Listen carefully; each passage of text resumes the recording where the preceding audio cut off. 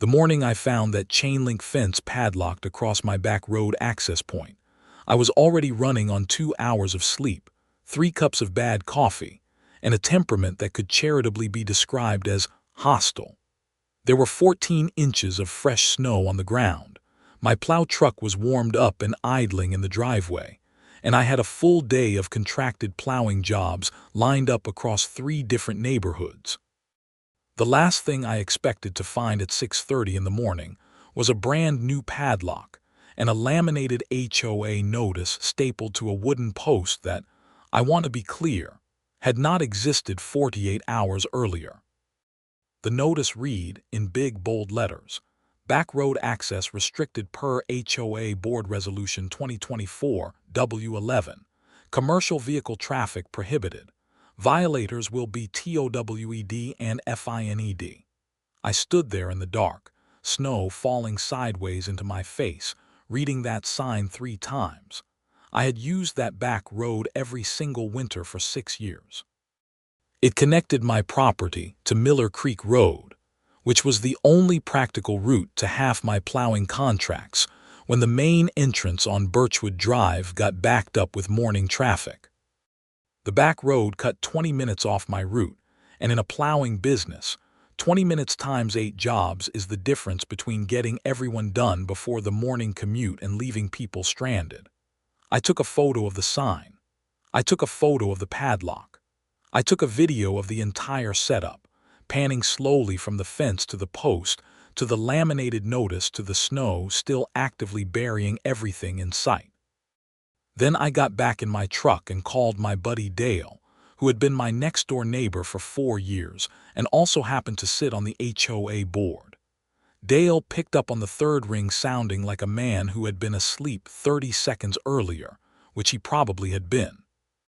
"Dale," I said, "did you vote for a board resolution restricting back road access to commercial vehicles?" There was a long pause. "What?" "Someone padlocked the back road. There's a laminated sign. Board Resolution 2024 W11. Ring any bells?" Another long pause, longer this time. "Rick, I haven't been to a board meeting in 6 weeks. My mother has been in the hospital. I haven't voted on anything."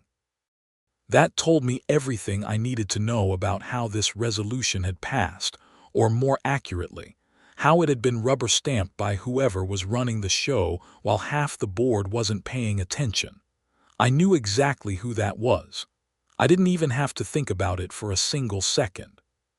Terri Ledbetter. If you've never had the misfortune of dealing with a Terri Ledbetter, let me paint you a picture. She was the kind of woman who color-coded her HOA violation notices and kept a dedicated binder for each street in the development. She drove a spotless white SUV she never parked outside, presumably because she was afraid someone would look at it wrong. She had called the HOA complaint line on me once because my Christmas lights were supposedly asymmetrical, which I still maintain was the single most unhinged complaint in the history of residential housing.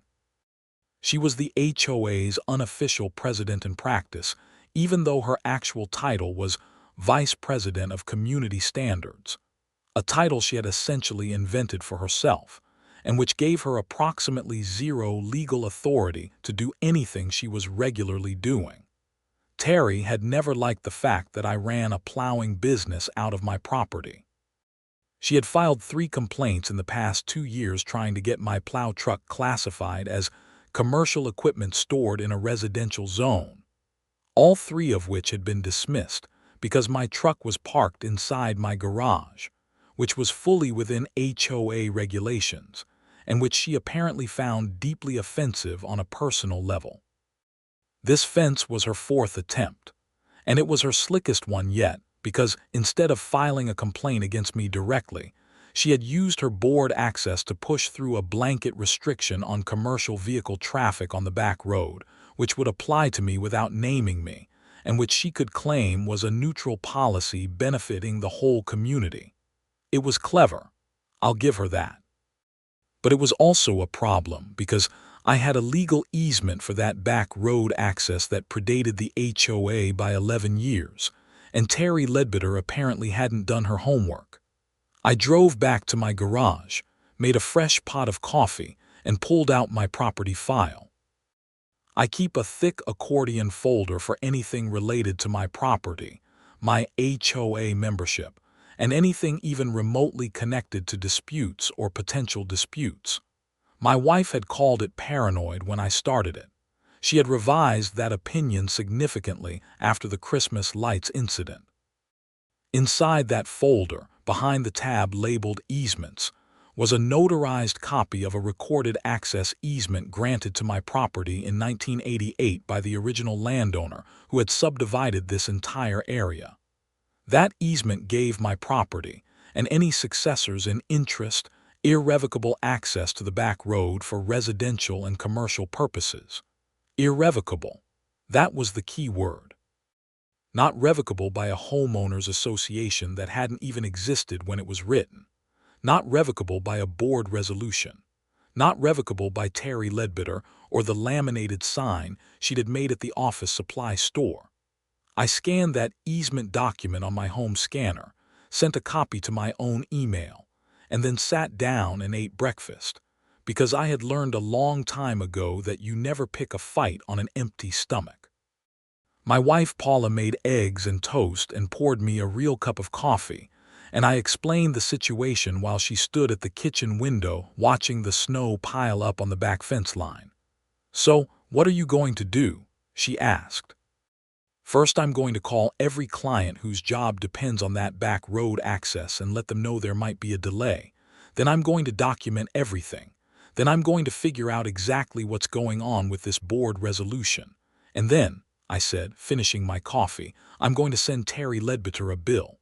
Paula looked at me over the rim of her mug. "A bill? She blocked my commercial access. I'm going to lose income today because of it." That's a real, quantifiable financial loss caused by her actions. If she wants to play HOA hardball, she can play it in a language she understands. Paula smiled slowly. "How much are you going to bill her?" "Well," I said, "that depends on what happens today." What happened that day ended up being considerably more dramatic than I had anticipated, which is saying something because I had gone in expecting fireworks. I spent the first hour on the phone with my clients. Most of them were understanding, though one of them, an older couple on Pinehurst Court named the Mackenzies, were pretty rattled because they had a doctor's appointment and their driveway was completely buried. I promised them I'd find a way to get to them, even if I had to reroute the long way around through the main entrance. That was a 40-minute detour each way, but that was now Terri Ledbetter's fault, and I was logging every single minute. By 8 o'clock the snow had picked up again, dropping another 2 inches on top of what was already there, and the back road had officially become a wall of white nothing because nobody was plowing it. The back road was technically HOA-maintained property, and whoever had authorized putting that fence up had apparently not thought through the small detail that blocking the back road also blocked the HOA's own maintenance vehicle from accessing that section of the neighborhood.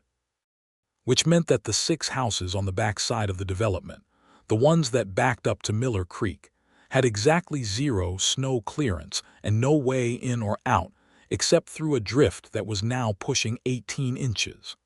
I found this out at 9:15 when I got a call from a guy named Frank DeLuca who lived on the back stretch.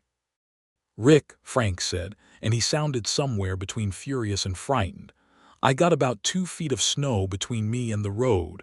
That back road is completely unplowed and my wife needs to get to dialysis at 11.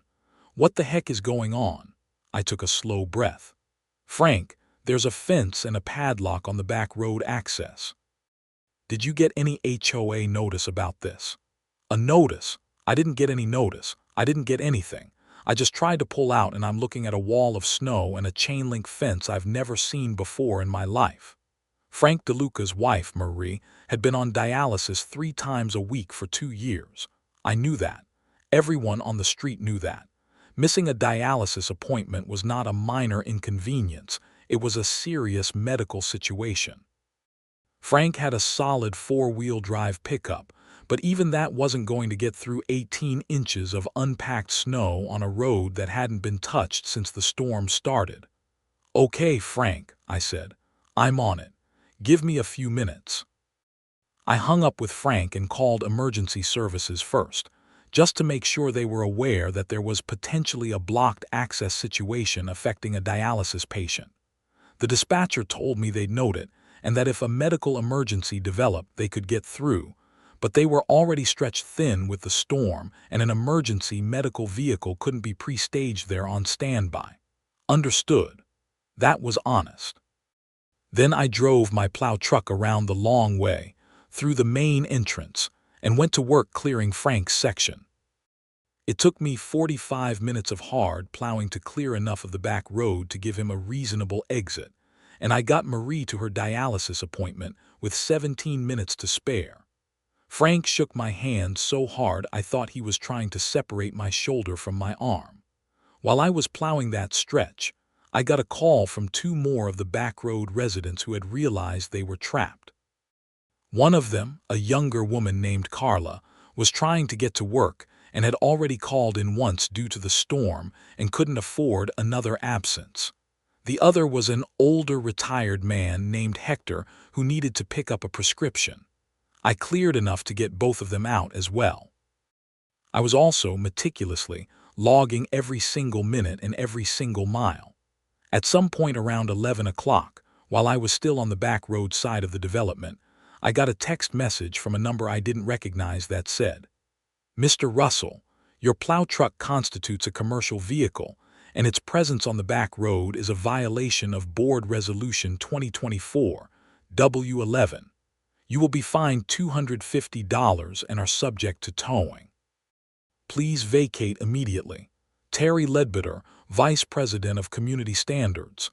I actually laughed out loud inside my truck cab. I was parked in the middle of the back road, which I had just finished clearing so that a dialysis patient could get to her medical appointment, and Terri Ledbetter was texting me fines. I took a screenshot of the text. Then I typed back, "Hi Terri. I've been clearing the back road because the residents on this section are trapped due to the fence you installed blocking maintenance access. I'm operating under a recorded easement that predates the HOA. I've documented everything and will be following up with the HOA board formally. Have a nice day." She did not respond. I finished up my back road work, noted my total time spent dealing with the fallout from the fence installation, and went back around the long way to do the rest of my contracted jobs. The whole long route detour for all my clients, combined with the unplanned emergency clearing on the back road, added up to 3 hours and 40 minutes of lost productivity. At my standard rate of $80 an hour for commercial plow work, that was $296. I rounded it up to $300 because dealing with Terri Ledbetter was hazard pay. But I was getting ahead of myself, because before the billing conversation there was the matter of the board meeting. I had called Dale back after the Frank DeLuca situation and given him a full update. Dale, who was a quiet, methodical kind of guy who almost never got riled up about anything, was genuinely angry, which for him meant he was speaking in slightly shorter sentences than usual. He told me he was going to look into how Resolution 2024, W11 had been passed and get back to me. He called me back at 2 in the afternoon. "Rick," he said, "this resolution was approved at an emergency board meeting held on December 28th. I was not notified. Jim Carver was not notified. The meeting was attended by 3 board members, Terri Ledbetter, Gail Hendricks, and Paul Sutton. 3 out of 7 is not a quorum. The HOA bylaws require a minimum of 4 members for a quorum. The resolution is procedurally invalid." I sat with that for a second. So she pushed through a fake resolution. The resolution was passed without proper quorum, which under our bylaws means it was never validly enacted. The fence has no legal basis. "Dale," I said, "I need you to put that in writing. An email, anything. I need documentation." "Already done," he said. "I sent a formal notice to all 7 board members 20 minutes ago. I also sent one to the HOA's property management company." God bless Dale. By 3 o'clock in the afternoon, the snow had finally stopped falling, and the sky had cleared to that particular shade of cold, sharp blue you only get in the dead of winter when the temperature has dropped to about 12 degrees and everything is bright and frozen and still. I had completed all my contracted jobs. My truck was back in my garage. I was at my kitchen table with my laptop, a notepad, a cup of hot tea, and my accordion folder, and I was drafting what I privately thought of as the most satisfying invoice of my professional life. Let me walk you through what I billed for, because this is the part that really matters. Item 1. Lost access surcharge due to blocked easement. This covered the additional mileage and time incurred on all my contracted jobs because I had to take the long route through Birchwood Drive instead of my normal back road route. I calculated this at my standard commercial rate, which gave me $160. Item 2. Emergency snow clearance services rendered on back road, Birchwood Common South section. This was the 3+ hours I spent clearing the back road that had been left unplowed because the fence blocked the HOA's own maintenance access. I had, in fact, provided a service that the HOA was contractually obligated to perform and had failed to perform. I billed this at a slightly elevated emergency rate because the situation had created a medical risk for Marie DeLuca. $180. Item 3. Emergency extraction assistance, Birchwood Common South section. This was the specific additional work I had done to get Frank and Marie DeLuca's vehicle out to the road in time for the medical appointment, as well as the clearance work for the other 2 trapped residents. I called this extraction assistance because that was exactly what it was. Those people were stuck. I got them unstuck. Emergency extraction, $320. Total invoice, $660, addressed to the Birchwood Commons Homeowners Association. Attention Terri Ledbetter, Vice President of Community Standards.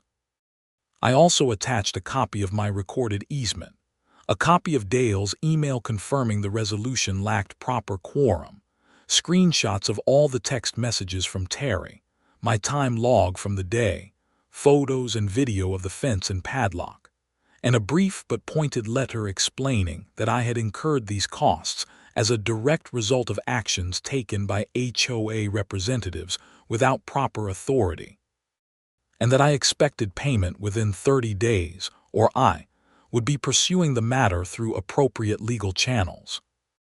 I printed the whole thing out, put it in a manila envelope, and drove to Terri Ledbetter's house at 4:15 in the afternoon and put it in her mailbox. I want to tell you I was professional and calm about it. I was, mostly. I may have taken a small amount of personal satisfaction in the fact that I could see through her front window that she was home, and that I knew exactly when she would walk out to check her mail, and that I was already backing out of her street when she stepped onto her front porch and saw my truck. I gave her a friendly wave. She did not wave back. The next morning, I woke up to a voicemail from the HOA's property management company. The property manager, a guy named Arthur, had a slightly tired voice that made him sound like a man who had been managing HOA conflicts for 20 years and had developed a philosophical acceptance of human foolishness. He said he had received Dale's notice about the quorum issue. He had also received a forwarded copy of my invoice from one of the board members, and he wanted to speak with me at my earliest convenience. I called Arthur back after breakfast. "Mr. Russell," he said, getting straight to it, "the board resolution you're referencing was procedurally improper. I've advised the HOA board of that. The fence will be coming down today." "I appreciate that, Arthur," I said. "What about my invoice?" There was a brief pause. "Your invoice is outside what the HOA typically handles. The board would need to vote on whether to approve payment." "The board needs a quorum for that vote," I pointed out, "which means they need to hold a proper meeting with all 7 members notified, given that the last meeting had 3. Another brief pause. I was almost positive Arthur was suppressing a small smile. "That's correct. I'll be scheduling a proper board meeting. I'd recommend you attend." The fence came down that same afternoon. I watched it from my back window with a cup of hot coffee in my hands, and I won't pretend I didn't enjoy the sight of a maintenance crew dismantling the padlock and the chain-link fence in 12-degree weather while the sky turned the pale gray-orange of late winter afternoon. The laminated sign went into a trash bag. The post came out of the ground. By 5 o'clock, the back road access was open again like it had always been. Terri Ledbetter, I was told by multiple sources in the neighborhood, had not taken this well. In the days between the fence coming down and the board meeting, the neighborhood was buzzing. Word had gotten around about what had happened, partly through Dale talking to people, partly through Frank DeLuca, who was the kind of guy who could not be given a good story without immediately sharing it with everyone he knew. By the time the HOA called the full board meeting, about a dozen residents had submitted written statements about the back road situation, including 3 statements specifically about the medical access issue. Carla, the young woman who needed to get to work, submitted a statement describing how she had been informed of no restriction, had received no notice, and had been left unable to exit her own property by a fence that the HOA had no authority to install. Hector, the retired man with the prescription, submitted a statement as well. Frank DeLuca submitted a statement that was 3 pages long, handwritten in ink, and included the phrase "reckless disregard for human welfare" twice. The HOA board meeting was held on a Thursday evening in the community room of the development's small clubhouse, which was not a glamorous space under the best of circumstances. It had folding chairs, fluorescent lighting, and a baseboard heater that clicked loudly every few minutes. It seated about 40 people, and every single seat was taken. There were people standing along the walls. The snow outside had settled into a hard pack, the temperature was in the single digits, and there was frost on the inside of the community room windows because the heater was not quite up to the job. All 7 board members were seated at the folding table at the front. Dale was there. Jim Carver was there. The other members I knew less well were there. Terri Ledbetter was seated at the far end of the table, which put her slightly apart from everyone else, whether by choice or circumstance I couldn't tell. She was wearing a very put-together outfit for a Thursday evening in a cold community room, which I interpreted as armor. Arthur, the property manager, sat to the side of the table with a folder and a legal pad. I sat in the 3rd row with my accordion folder on my lap, next to my neighbor Paula, who had decided she wanted to come because, and I'm quoting her directly here, "This is going to be genuinely satisfying and I don't want to miss it." The meeting was called to order. Arthur addressed the quorum issue first, formally, clearly, and without much editorializing. Resolution 2024-W11 had been passed at a meeting with 3 of 7 board members, which did not constitute a valid quorum under Article IV, Section 3 of the HOA bylaws. The resolution was accordingly null and void. The fence installation had been unauthorized. The HOA property management company was putting this in writing. Gail Hendricks, who had been one of the 3 members at the December 28th meeting, immediately said that she had been told by Terri Ledbetter that the meeting was properly noticed and quorum was satisfied. Paul Sutton said the same thing. Both of them were looking at Terri Ledbetter with expressions that were somewhere between uncomfortable and accusatory. Terri Ledbetter said that she had followed proper procedure and that any discrepancy was a clerical error. Dale produced the board member notification log, which Arthur maintained digitally. 5 of the 7 board members had received no notification of the December 28th meeting. He displayed this on his laptop and turned it so everyone at the table could see it. Terri said the notification system sometimes had errors. Dale pointed out that the same notification system had successfully sent notices to all 7 members for every other meeting in the past 3 years without a single error. Terri said she wasn't a technical expert and couldn't speak to the system's reliability. From the audience, a voice said, "That's convenient," and a small ripple of laughter moved through the room. I didn't say who said that. It wasn't me. I was being very professional. Then the meeting opened for resident comments, and this is where things really got interesting. Frank DeLuca went first. Frank was a big guy with a big voice, the kind of voice that didn't need a microphone in a room this size. He stood up and described exactly what had happened, waking up to find his wife unable to get out for her dialysis appointment, calling me spending over an hour clearing the road at my own expense, Marie getting to her appointment with 17 minutes to spare. He described how he had received no notice of any access restriction. He described his wife's medical condition in terms that were clear, specific, and moved several people in the room visibly. When Frank sat down, there was a moment of quiet in the room that felt weighted. Then Carla spoke. Then Hector. Then a woman I didn't know named Beverly who lived on the back stretch and had been watching the situation develop with growing alarm. Each of them described being trapped, being uninformed, receiving no notice. Then I stood up. I kept it short. I explained that I held a recorded access easement to the back road, dated 1988, predating the HOA by over a decade, irrevocable in its terms.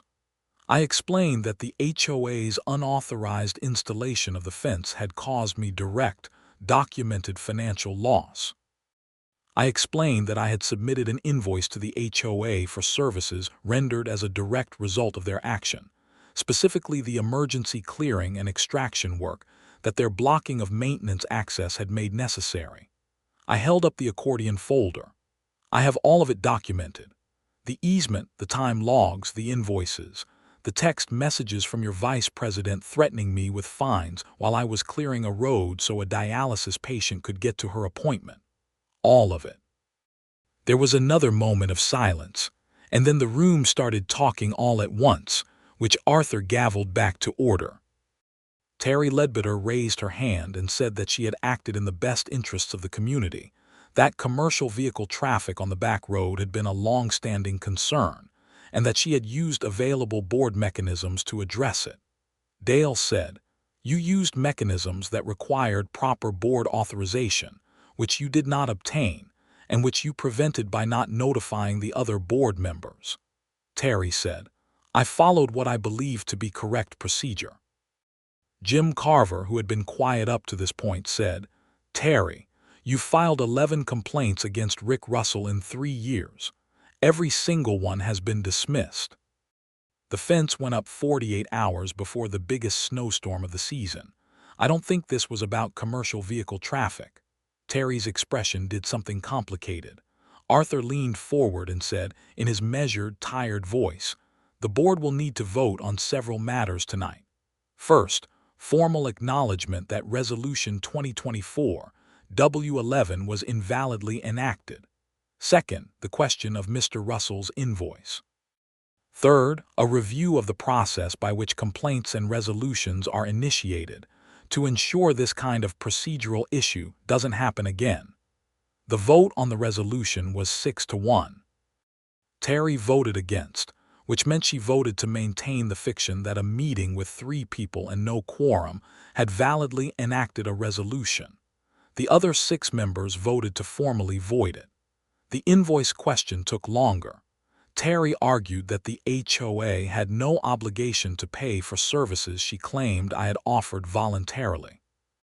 Dale pointed out that I had rendered emergency services to fill a gap created by the HOA's unauthorized action, and that the HOA's failure to maintain back road access under their own maintenance contract had created the gap. Arthur said that from a liability standpoint, the HOA having created the dangerous access situation and then being bailout out by a resident who incurred costs was not a situation they wanted to fight in small claims court, because they would almost certainly lose. The vote on the invoice was 5-1, with 1 abstention. The HOA would pay my invoice within 30 days. Terri voted no. Jim Carver abstained, saying he wanted to consult with a lawyer first, which was his right and which I respected. Terri Ledbetter was still seated at the end of the table, very still, very upright, with the kind of rigid posture that people develop when they're trying very hard not to show what they're actually feeling. Then Arthur said there was one more matter. He said that the HOA's legal counsel, who had been brought in to review the situation, had flagged a potential concern. Using board authority to selectively enforce regulations against a specific individual, especially following a pattern of repeated failed complaints against that individual, raised questions about selective enforcement and potential abuse of authority. He said this was not a criminal matter, but it was a matter the board needed to take seriously, and that the HOA's counsel recommended a formal review of all complaints and resolutions involving the affected party, meaning me, and that during this review Terri Ledbetter should recuse herself from any matters relating to my property. Terri started to say something, and Arthur said, gently but firmly, that this recommendation came from legal counsel, and that the board was not required to act on it tonight, but that he strongly advised they do so. The vote on the recusal was 5-1, with Jim Carver joining the majority this time. Terri voted no on her own recusal, which, in a room full of neighbors watching, was not a good look. The meeting broke up around 9:30. It was 7 degrees outside, clear and frozen, stars visible in the kind of sharp winter sky you only get when the temperature has wrung every bit of moisture out of the air. People were pulling on their coats and scarves and hats in the parking lot, breath misting in the cold, and there was a kind of energy that you sometimes get after a long meeting where things have actually been resolved, a collective exhale, people turning to each other and talking in animated voices. Frank DeLuca found me in the parking lot and shook my hand again, slightly less aggressively this time. He said thank you, and I told him I was glad Marie had made her appointment, and he said she was doing well, and we stood there for a moment in the frozen parking lot with our breath rising in clouds. Dale clapped me on the shoulder and said, "Nice invoice, by the way." "I thought it was appropriately detailed," I said. $660. Every penny documented. Paula beside me said, "I particularly liked the emergency extraction line." I had, I admit, given some thought to that wording, extraction. It was accurate, it was specific, and it made the situation sound appropriately dramatic because it had been appropriately dramatic. Frank's wife had needed to get out. I had extracted them. Emergency extraction services rendered. It was the right description. Now, I want to tell you that what followed over the next few weeks was purely smooth sailing, but that would be overselling it. The HOA did pay my invoice. A check arrived in my mailbox on the 28th day of the 30-day window, which I interpreted as the board cutting it as close as they possibly could without technically being late. I cashed it immediately. There were a few weeks of awkward neighborly tension. Terri Ledbetter did not speak to me, which I found I could cope with. She had apparently circulated some version of events to a few of her closer neighborhood allies that cast herself as the victim of a vindictive contractor. But it didn't get much traction because the people on the back stretch had all been there and knew what had actually happened. The board met again 3 weeks later and voted to formally update the HOA's bylaws to require notarized confirmation of member notification before any emergency board meeting could be held. They also added a clause specifically protecting recorded easements from HOA regulation, which meant that even if a future board tried something similar, the bylaws themselves would block it. Those were good changes, real changes, the kind that actually matter. In February, we got another major storm. This one dropped 22 inches over 2 days, which was the kind of storm that shut down most of the city and had people stocking up on bread and propane like the world was ending. My plow truck worked 16 hours straight across both days. I used the back road on every single pass because it was open, and because I had a documented legal right to use it, and because the HOA was paying its invoice on time. I saw Terri Ledbetter twice during that storm. Once when I was clearing the main road in front of her house, which I did because it was part of the HOA contract, and I was professional about my work regardless of who lived there. She watched me from her front window and did not come out. The second time was at the small development market on the corner of Birchwood, when we both reached for the last container of rock salt at the same moment. We both froze.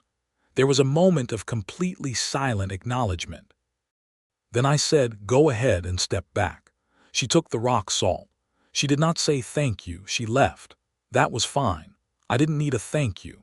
I needed that $660 check which I had already received and cashed, and I needed my back road access which was open and clear, and I needed the HOA to operate within its actual legal authority, which it was now doing, at least for the time being.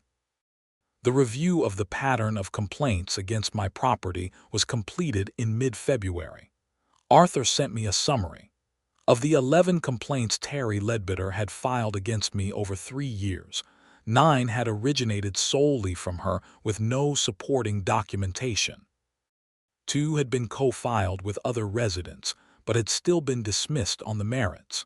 The legal counsel's summary described a pattern of targeted enforcement activity unsupported by documented violations, and recommended that future complaints require corroboration from at least 2 residents before triggering a formal enforcement process.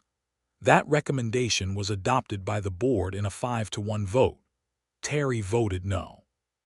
She was beginning to develop a bit of a reputation as the board member who always voted no, which I thought was probably not the image she had been going for when she took the title of Vice President of Community Standards.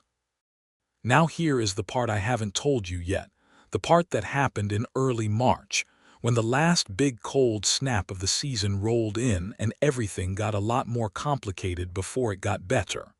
The propane situation. About a quarter of the homes in Birchwood Commons ran on propane heat. The development was just old enough that natural gas lines hadn't been run to the back section. So the houses on the back stretch, Frank and Marie's house, Carla's house, Hector's house, Beverly's house, and several others, all had propane tanks. The HOA had a bulk propane contract with a regional supplier, where the supplier delivered to a central tank and individual lines ran to each house, which was an arrangement that had made sense when it was set up and which saved residents on the back section a meaningful amount of money. The propane delivery access point was, naturally, on the back road. In early March, the temperature dropped to -8 overnight and stayed below 0 for 4 consecutive days, which was extreme even by this area's standards, and which put real strain on heating systems across the board. Propane consumption went through the roof. The central tank for the back section, which was normally refilled on a regular schedule, was running low, and the supplier sent a truck out for an emergency refill. The truck got to the back road access point and found it clear and passable because I had recently plowed it as part of my regular route. No problem there. But what the driver found at the tank itself was a padlock on the access panel that nobody had a key for. I found out about this because Carla called me in a panic at 7:30 in the morning. Her heat had dropped to 53 degrees overnight. She could see her breath in her hallway. Hector was 81 years old and had called her because his pipes were making alarming noises. Frank's house was down to 60 degrees and Marie's medical equipment needed to run at stable temperature. I called Arthur. Arthur called the HOA's facilities committee. The facilities committee didn't know anything about a padlock on the propane tank access panel. Someone called Terri Ledbetter because she was vice president of community standards, and this was, technically, a community standards matter. Terri Ledbetter said the padlock had been installed for security purposes, and she had the key. There was a silence that lasted approximately 4 seconds before Arthur, who I was told was on the conference call and had apparently reached the outermost edge of his professional patience, said, "Terri, you need to go to that propane tank and open that padlock right now." Terri said she hadn't been given adequate notice, and she had a dentist appointment in an hour. Arthur said, in a voice that I imagine was very controlled, that there were elderly residents without heat in below-zero temperatures, and that this was an emergency. Terri said the HOA had proper procedures for emergencies, and she would file the appropriate forms. Arthur said he was calling the gas company's emergency line and the fire department, and that she should be prepared to explain to both of them why she had installed a padlock on a shared utility access point without board authorization during a dangerous cold snap. There was another silence. Terri went and opened the padlock. The propane truck got access. The tank was refilled. Heat was restored to all the back section homes within about 2 hours. Hector's pipes, which had started making their alarming noises because they were dangerously close to freezing, were confirmed safe by a plumber Frank's son-in-law called in. But here is the thing. Adding a padlock to a shared utility access point, specifically one that restricted emergency service access during dangerous weather conditions, was not just an HOA policy violation. Arthur's legal counsel, when they reviewed it the next day, flagged it as potentially criminal. There is, in most states, a provision in utility and housing law regarding interference with essential services to occupied residences, and locking a propane tank access panel during a dangerous cold snap with elderly residents in the affected area fell uncomfortably close to that line. The police were called, not by me, as it happened, by Arthur, acting on advice of counsel, and also by Frank DeLuca, who filed a report about the interference with his wife's medical equipment environment, and by Hector's daughter, who had driven 4 hours to check on her father and was, in her own words, absolutely done with this. The responding officer, a patient-looking woman named Officer Crenshaw, who had clearly spent her career dealing with all varieties of human stubbornness, took statements from residents, from Arthur, and from Terri Ledbetter. Terri maintained that it was a security measure, that she had responded promptly when the situation was escalated, and that she hadn't known the propane was critically low. Officer Crenshaw noted that the temperature had been publicly forecasted to drop below zero for 4 consecutive days, that the propane supply situation was a documented emergency, and that the padlock had been installed without board authorization, without resident notification, and without the knowledge of the utility company. She filed a report and forwarded it to the district attorney's office for review. Whether the DA decided to pursue charges depended on a number of factors.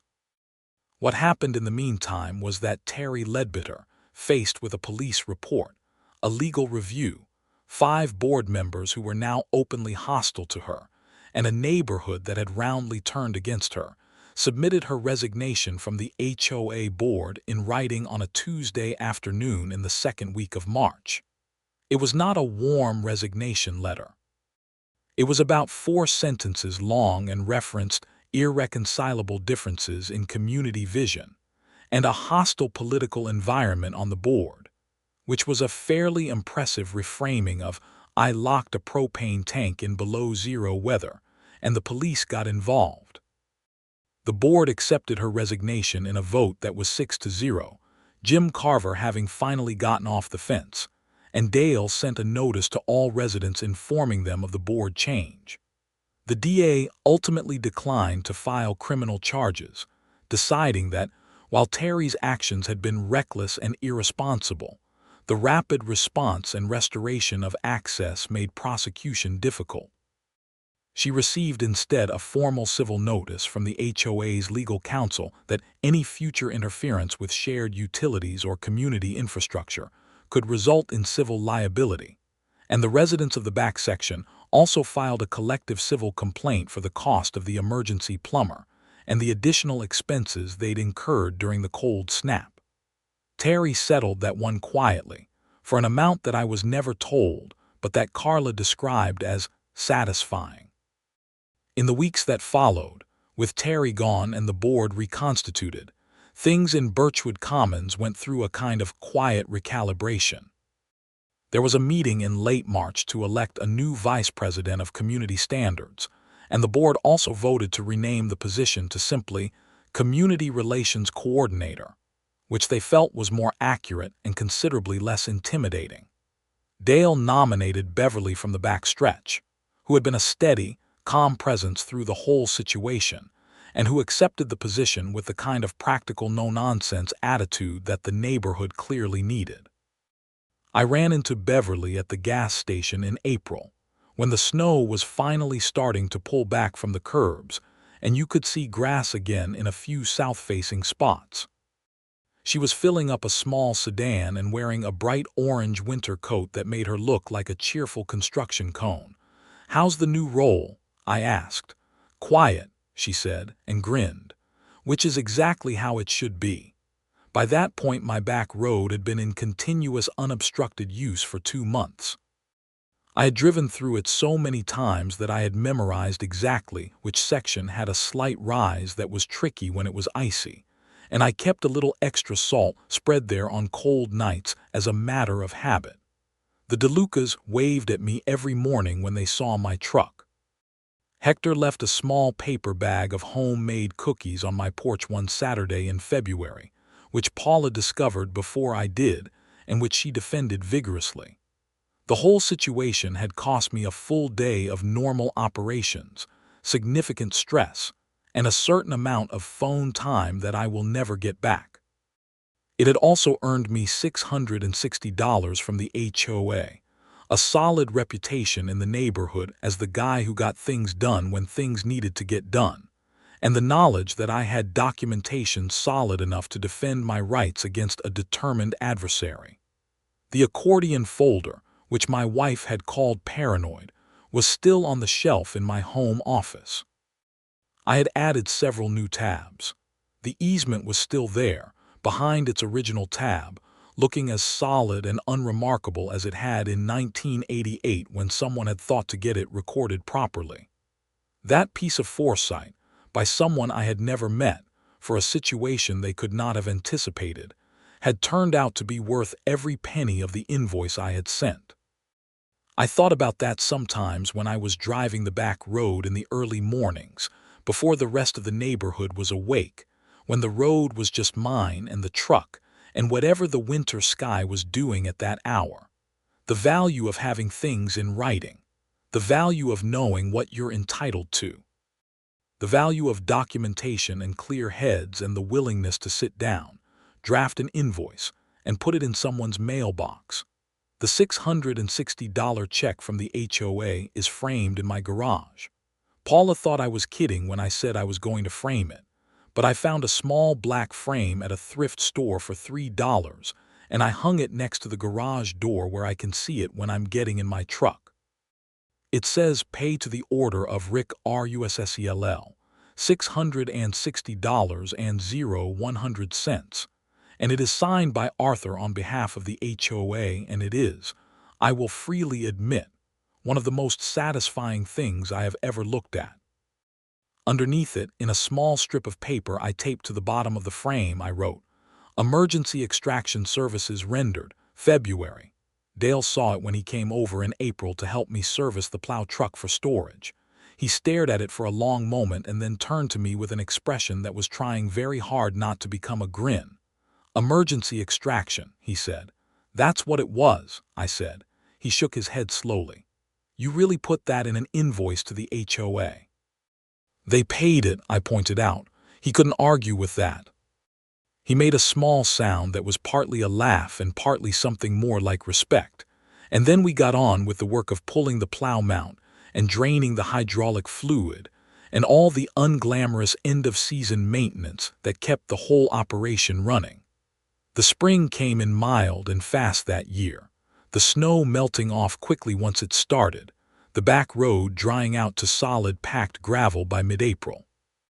The development looked clean and quiet under the new green, and the drama of the winter seemed to belong to a different world entirely, the way winter always does when it's finally over and you can't quite believe it was ever that cold. Frank DeLuca stopped by one afternoon and sat on my porch steps and had a coffee with me and told me Marie was doing well, that her numbers were good, that they were talking about adjusting her schedule down to twice a week if she kept trending positive. He said it in the careful way of someone who had been managing hope for a long time and had learned not to squeeze it too hard. I told him that was great news and I meant it fully. "You know what she said," Frank told me. When I told her about the invoice, she laughed, Rick. First time I'd heard her laugh like that in months. $660, emergency extraction. He shook his head. She thought it was the funniest thing. I told him I'd frame another copy and mail it to her as a keepsake, and he told me she'd probably hang it in her room. And we sat there in the warming April afternoon and drank our coffee and talked about nothing in particular, which is the best kind of conversation there is. The HOA had its spring general meeting in early May, and I attended, because now I always attended.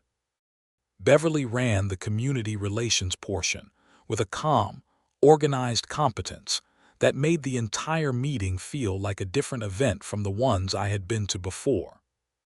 The board was collegial, things were discussed rather than unilaterally decided, and the meeting wrapped up in under an hour and a half, which Dale told me afterward was a record. There was one moment, near the end, when someone in the audience asked whether the back road maintenance schedule was set for the coming winter. Beverly said it was included in the maintenance contract, and that access would be maintained as required under both HOA obligations and existing easements. She said that last part with a slight emphasis that was subtle enough to be deniable and obvious enough to communicate everything it needed to communicate. I nodded at her from my seat. She moved on without a flicker. The summer settled in, and I spent most of it doing landscaping jobs and general property work, the warm weather side of the business that kept things going between plow seasons. The plow truck sat in my garage under a tarp, rested and maintained and ready for whatever November was going to bring. My accordion folder sat on its shelf, updated and organized, with the new tabs and the new documents. The copy of the easement was there, as solid and permanent as it had always been. The invoice copy was there too, though the original was framed in the garage. Terri Ledbetter was still living on Sycamore Court in the development. I passed her house regularly and occasionally saw her car in the driveway. We had not spoken since the rock salt incident at the market. I did not expect we ever would again, and I was genuinely at peace with that. She was a neighbor, and I was not going to pretend otherwise, but we had very clearly established where the lines were, and I was confident they would hold. The HOA, for its part, seemed to have learned something, or at least the people currently running it had. That was all you could really ask for, I thought. Not that institutions would become perfect, but that they would be steered back towards sense by people willing to push back when they went sideways. My back road access was open, my business was running, my invoice had been paid, the chain was off. The next winter was going to be just fine.